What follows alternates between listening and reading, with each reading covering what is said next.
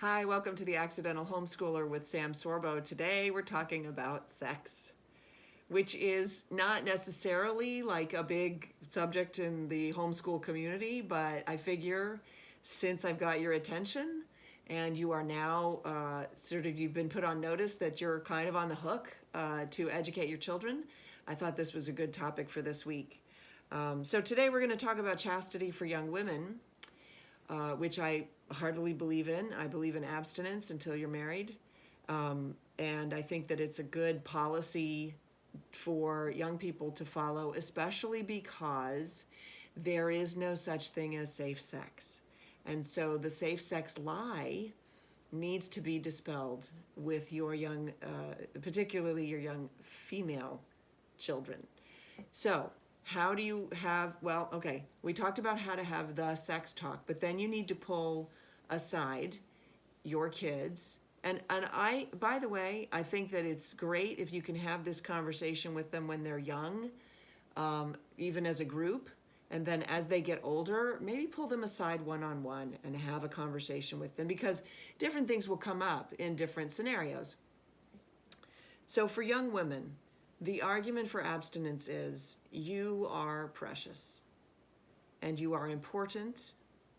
And of course, if you're Christian, you are important in the sight of God, and it's biblically important that you remain pure, and all of that. And for that, of course, the church offers some great guidance. But for young women who aren't necessarily churched, the argument is simply that you have value. And you should not be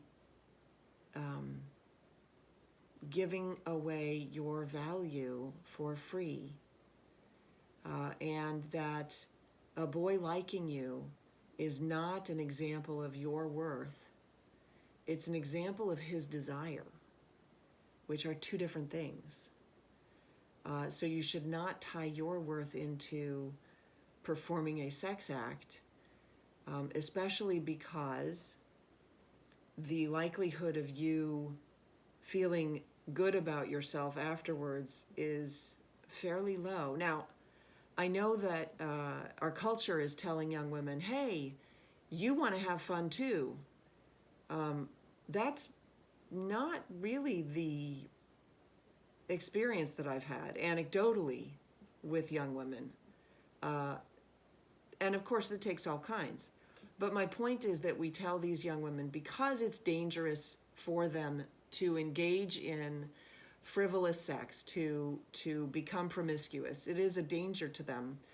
We want to discourage it. And so there's one discouragement is, it is dangerous, and you put your life at risk, and you're putting yourself at risk. That's one way. But the other thing is, emotionally, you're putting yourself at risk, and so it's not recommended. And here's the thing. I think with a young woman, if you can pull her aside and have this conversation and make her feel valued, then she's more likely to put her faith in the conversation and not act out, I think. Mind you, my youngest is 14. She's a young woman. And so, we haven't really reached dating age or anything like that. So I'm speaking more anecdotally from experience with friends and friends' kids and stuff like that. I guess, it's not that I have all the answers. I'm not trying to offer you all the answers. I'm trying to offer encouragement that you can do this. You can have these conversations. I believe it is entirely improper for these conversations to be had in a classroom or in a school. I think it's entirely improper with a teacher who is likely a stranger to you, just completely inappropriate. And so for that reason, I'm saying, hey, if you can do this now, do it.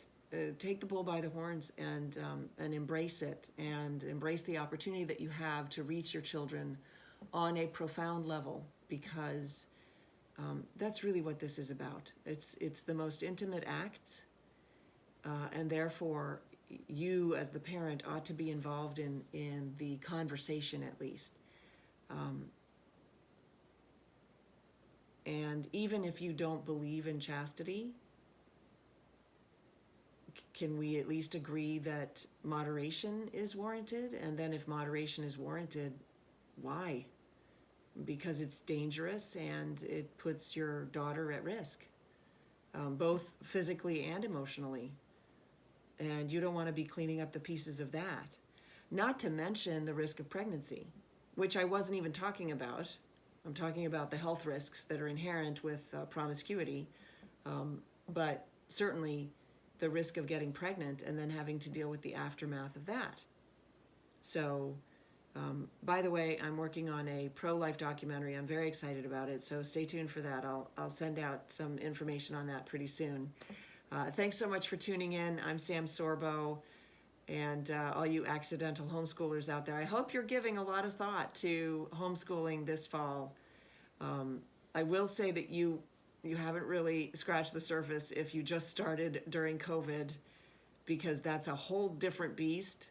But it did give you a little bit of a taste, and I hope it was a good taste, taste in the good way, and it tasted good. And I'm here to walk you through some of the rest of it. So check out the other videos. Thanks so much for tuning in. Take care.